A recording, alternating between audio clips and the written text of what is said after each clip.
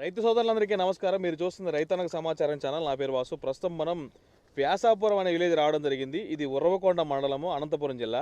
మనకి రూపనగుడి బళ్ళారికి దగ్గరలో ఉంటుంది. సో మన ఈ కింబా వసుధ కాంబినేషన్ స్ప్రే చేసిన ఫీల్డ్ అనమాట ఇది.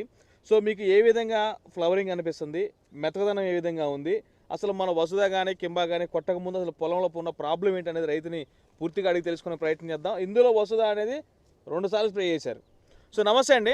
నమస్తే సార్. ఏం పేరు మీ పేరు? నా పేరు బీసీ మారాని సార్. మారన్ గారు. అవును సార్. ఇప్పుడు ఎన్ని ఎకరాల మిరప తోట సాగు చేస్తున్నారు? 10 ఎకరాలు సార్. 10 ఎకరాలు మొత్తం కూడా డబ్బీయేనా?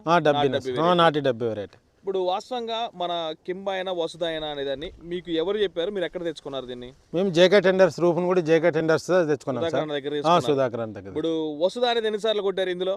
వసుధ 2 స్ప్రే సార్. 2 సార్లు స్ప్రే చేశారు. అవును సార్. వసుధ స్ప్రే చేయడం వల్ల మీకు రిజల్ట్ ఏమొస్తుంది?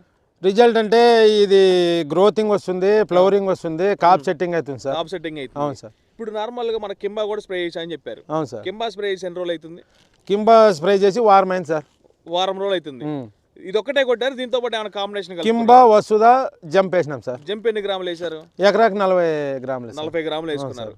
అసలు జంపుని కింబాని కొట్టాలి ఎందుకు అనిపించి, అసలు దేనికి ఏం ప్రాబ్లం ఉందని కొట్టారు మీరు మీ చేలో? ఈ ఎర్రనల్లి, నల్ల తామర పురుగు ఇవన్నీ ఉధృతి ఎక్కువ ఉంది సార్. ఎక్కువ ఉంది.